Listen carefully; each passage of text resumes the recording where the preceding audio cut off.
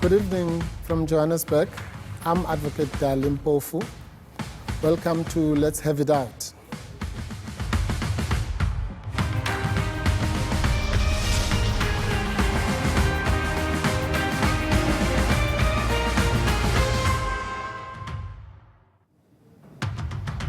Tonight and every weeknight here on ENCA, a variety of newsmakers will get their chance to host this program.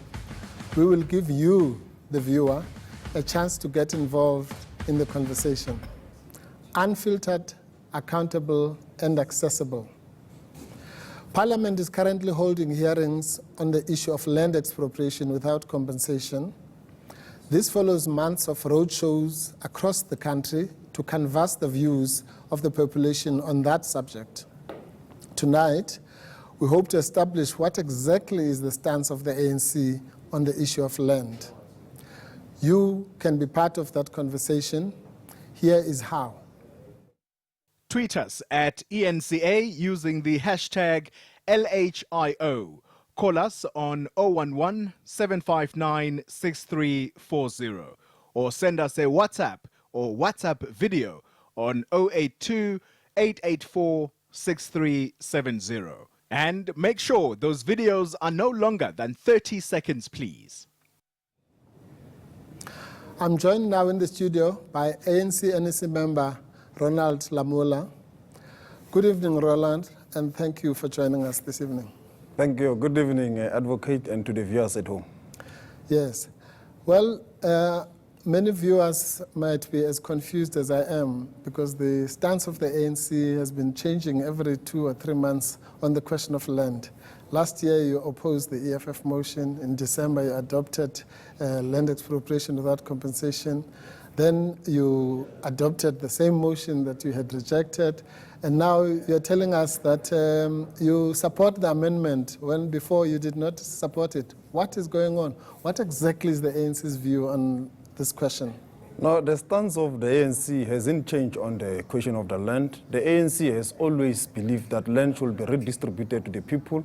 They should be given title deeds. They should be able to participate in economic activity through agriculture or through where they reside. And our recent position that you are referring to, where the president communicated the outcomes of the Lekgotla, is not different from the outcomes of the National Land Summit that the ANC hosted. Because you'll remember from that summit, we have said we're going to do a multi-pronged approach. One of the processes was to participate in the constitutional review process, where our members participated in their numbers, including your members and members of the community. And then their majority supported the issue of amendment, and also that where we are a government must be able to proceed with dealing with the redistribution of the land, which is happening in Gauteng and in the Department of Rural Development. Yeah, but Ronald, I remember very well debating this question with you, and you were saying there's no need for an amendment. Then a week later, the president woke us up at around midnight to say, you now support the amendment. So you can't tell me there's no change. No, and you are the historical people of willing buyer, willing seller. Surely you've changed it. No, I think you're misinterpreting what I said. I said we'll look into the process, and when we have tested the process, we might move to amendment, including the process of the review.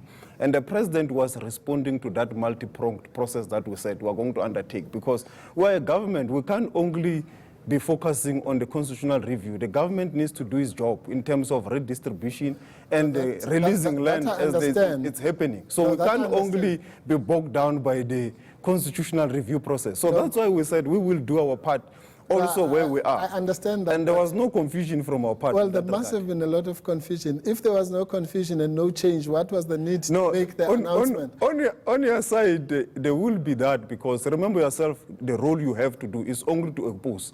And you can only participate in the constitutional review. You don't have the constitutional mandate that we have to govern and to proceed with the release of the land. Okay. And that's why even the DA and any other one, their only role is that one. Ours is multi-pronged. It's not only to participate in the process. All right. Okay, now let's take it step by step.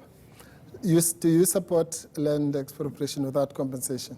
Yes, the ANC do you support the amendment of the Constitution to make that happen? Yes, the ANC support that, to make it explicitly clear that in certain circumstances you can expropriate without compensation to redistribute the land to the people and ensure that everyone can participate in the economy. Why in through where certain they reside. circumstances?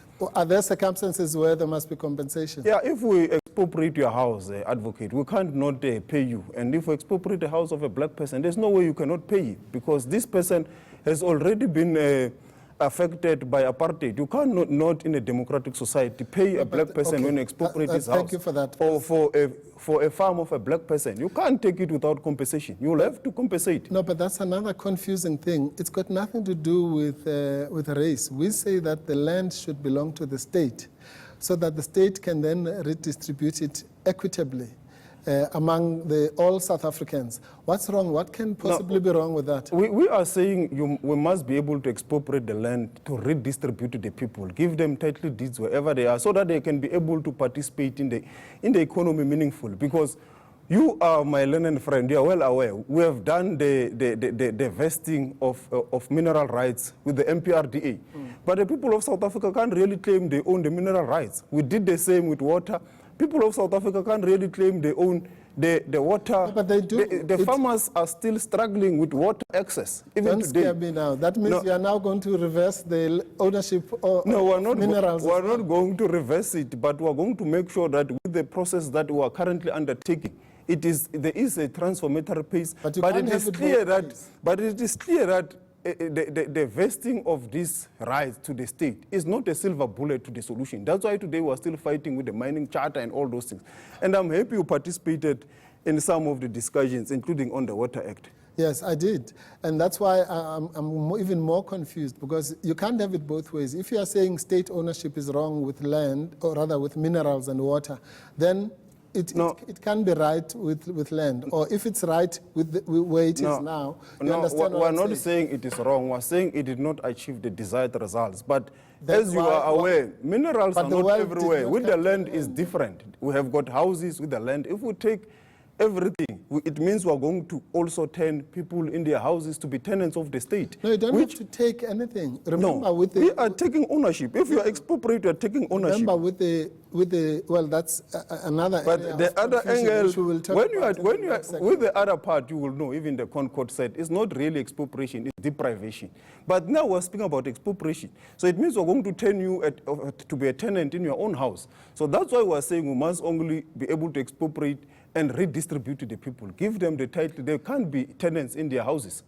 No, but why don't you make it easy? You know that in many countries across the world, including the so-called Western countries, some of them, China, which your Yeah, president... but China is not a Western country. Yeah, no, I'm saying including many countries, but China, I'm making an example because your president is there now. Yeah. And it's one of the fastest growing economies in the world, and the land is owned by the state. So what's wrong with that? No, China, you have given a very good example. China, it was a violent takeover.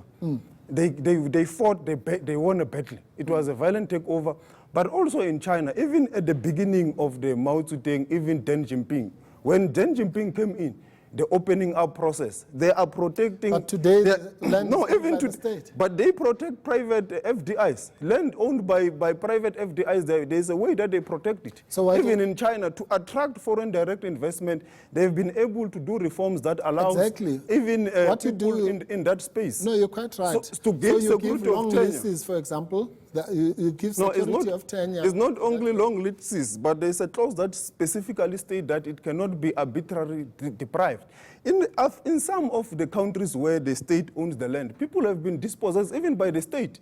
The state today, there are people marching in various countries, even in Africa. I can't mention the countries because I know they're challenged, but those countries, people are marching. They're saying there's an elite of capture between the state and some companies to take their land. So we are saying the land must be given to the people. And we should be very happy, Comrade Dali, that you guys want to give us to manage this land on behalf of the people. But we know that the state will also have its own challenges. It will also affect, because our economy is a mixed economy. Yeah. Because it's a mixed economy, we need state ownership. We need people to also have ownership of the land privately. We also need communal ownership. Okay, we'll deal with it after the break. Stay with us as we continue the conversation after the break. Make sure to use the hashtag LHIO on social media.